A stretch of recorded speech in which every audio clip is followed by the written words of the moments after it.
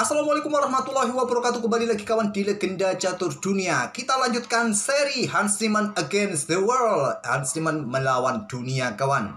Kali ini Dwi tarungnya menghadapi Grandmaster Prancis Etienne Bacot yang berlangsung di Paris, Prancis dengan format game yang sama dengan Dwi tarung sebelumnya kawan. Seperti yang kalian ketahui, Hans Niemann melawan dunia pertama kali Dwi tarung menghadapi Anish Giri di Utrecht, Belanda. Hans Niemann menang atas Anish Giri. Kemudian berlanjut ke London menghadapi Nikita Vitugov. Hans Niemann kembali menang kawan. Kali ini di Paris, Prancis menghadapi Grandmaster Senior Prancis Etienne Bacot dengan format game yang sama. 6 permainan klasikal, 6 permainan rapid, dan 12 permainan blitz dengan total hadiah 30.000 US dollar. 18.000 bagi yang menang, 12.000 bagi yang kalah. Dan sudah masuk hari kedua kawan, di mana Hans Niemann masih cukup kuat bagi Etienne Bacot memenangkan 2 game kawan di babak kedua dan di babak keempat. Sempat kita lewatkan kemarin sebetulnya admin ingin ulas juga kawan. Entah kenapa kok rasanya agak mager.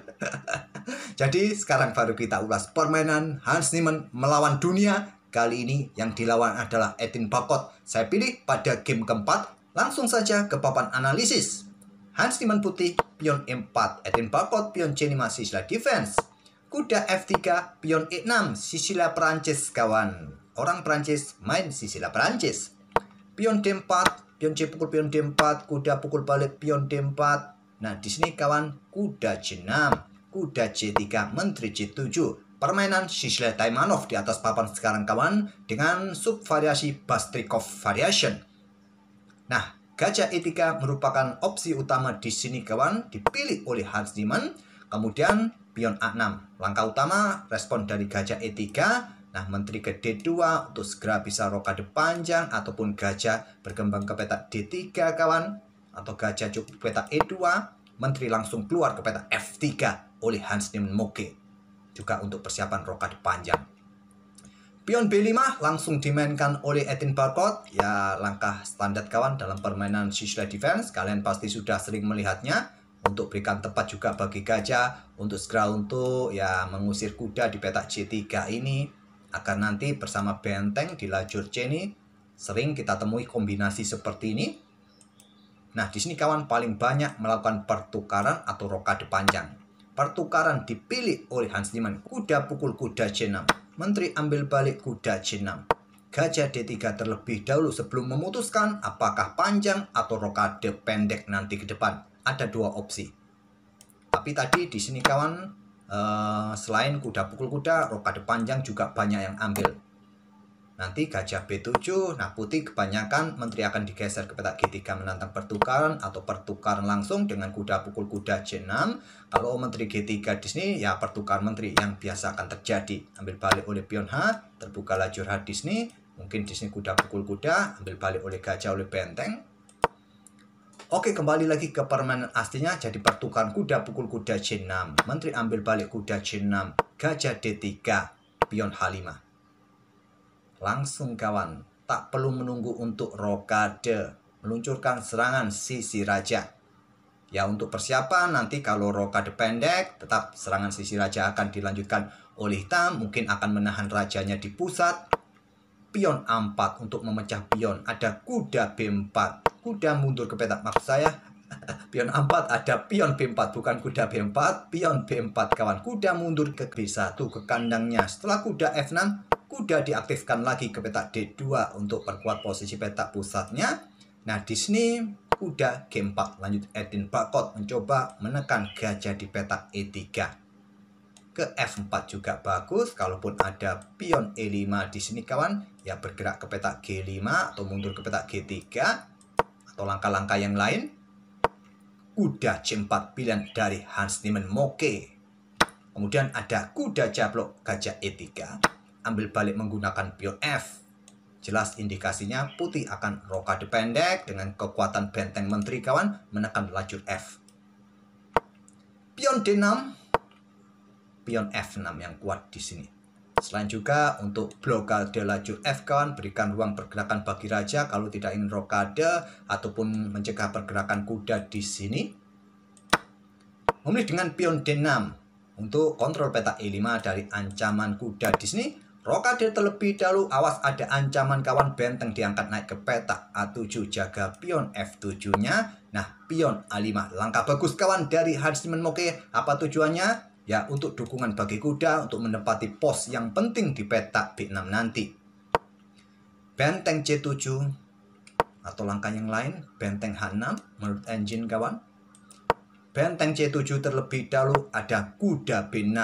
Sikat gajah, ambil balik oleh benteng, menteri meluncur, ancamannya seperti itu. Gajah B7, kemudian ada pion C3. Langkah-langkah dari Hans Niemann sejauh ini sampai langkah ke-18 cukup ciamik kawan. Langkah-langkahnya bagus, presisi, dan bermain cepat juga kawan. Hanya membutuhkan sekitar 15 menit saja Disney Hans Niemann sampai langkah ke-18, sedangkan Edin Barcode sudah berada di angka 58 menit, menghabiskan 31 menit lebih. Ya tentu ditambah incrementnya kawan. Tantangan ditolak dengan langkah pion B3, dorong saja. Tidak ingin membuka lajur C kawan. Kalau diterima seperti ini kawan, nah benteng akan digeser.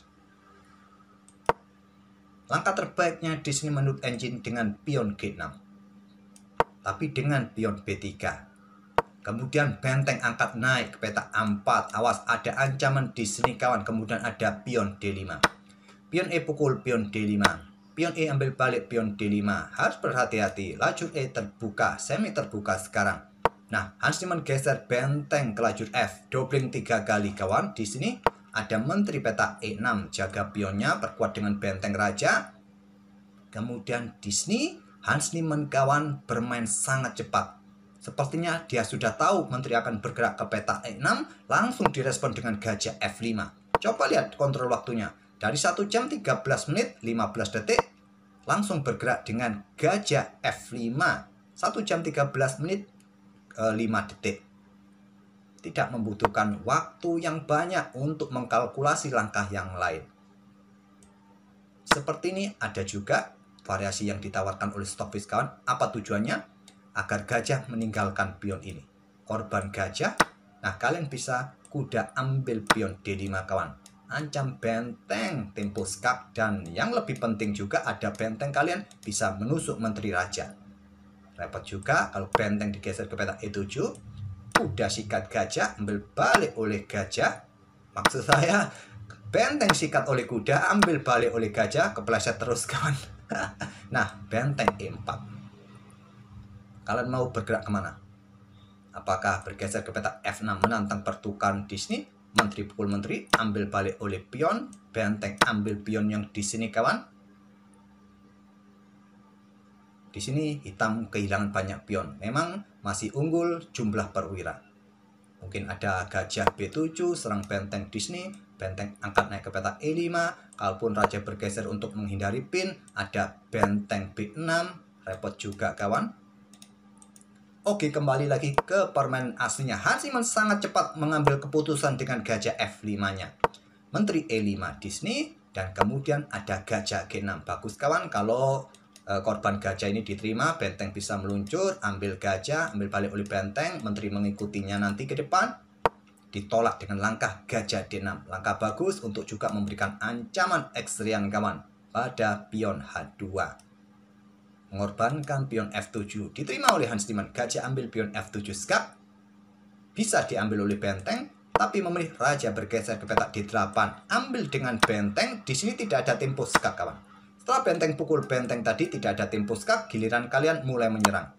Jika dilanjutkan sedikit saja di sini kawan, nanti permainan bisa berakhir miss. Maaf, jangan melangkah ke peta F1, ke peta E1 kawan, bisa miss. Oke, memilih dengan raja bergeser peta D8.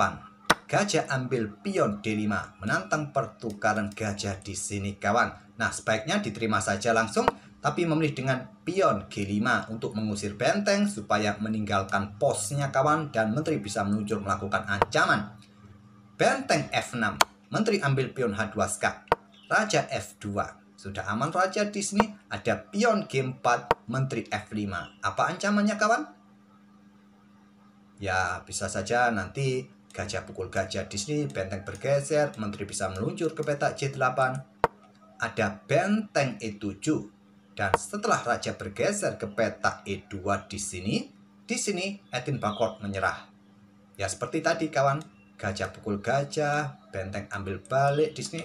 Kenapa kalau tadi langsung dengan gajah pukul gajah, kenapa harus geser raja terlebih dahulu? Bisa remis. Nih, tidak ada yang pick up. Jadi raja bergeser terlebih dahulu, nanti baru gajah pukul gajah kawan. Menteri bisa mengikutinya, bisa ancaman serius. Di sini Edinburgh menyerah di langkah ke-29.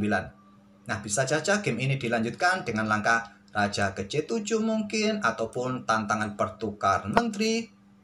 Nah, bisa berlanjut dengan langkah benteng ambil gajah skak, raja ambil balik. Maksud saya menteri ambil balik, kepleset terus. Nah, gajah pukul gajah, menteri mengikutinya di sini kawan. Kalau kalian tidak ingin skakmat, ya raja bergerak ke peta C7. Kemudian ada benteng ini bisa mengikuti ke peta D1. Masih cukup panjang memang, cuma posisi hitam sudah dalam posisi yang sulit kawan. Variasi yang lain mungkin raja ini bergerak ke peta C7 kawan. Nah, di sini bisa diikuti dengan langkah benteng F7. Ini juga membuat masalah baru bagi hitam. Ancaman di sini kalau sepeninggal benteng ini kawan, mungkin benteng ini bergeser ke peta D8.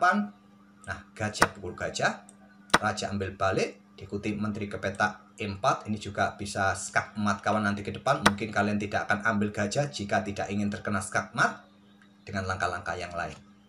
Oke, ribet juga kawan. Sudah dalam posisi kolap benar-benar di sini hitam.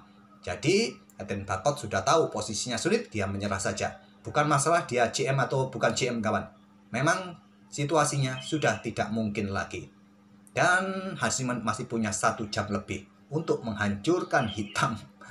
Oke, itulah kawan game keempat Dwi tarung antara Hansiman Moke versus Edinburgh.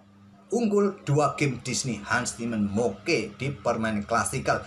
Dan dengan kemenangan ini kawan, elo dari Hansiman sudah menembus angka 2729 dan berada di peringkat 20 dunia sekarang Hansiman kawan. Hebat sekali Hansiman, sudah berada di posisi 20 dunia. Kita tunggu kiprah dari Hansiman melawan dunia kawan. Kita akan bertemu di video-video berikutnya. Terima kasih, jangan lupa untuk like, komen, dan kritik saran kalian tetap kawan. Admin akan terima. Dan kita akan bertemu di video-video berikutnya. Wassalamualaikum warahmatullahi wabarakatuh.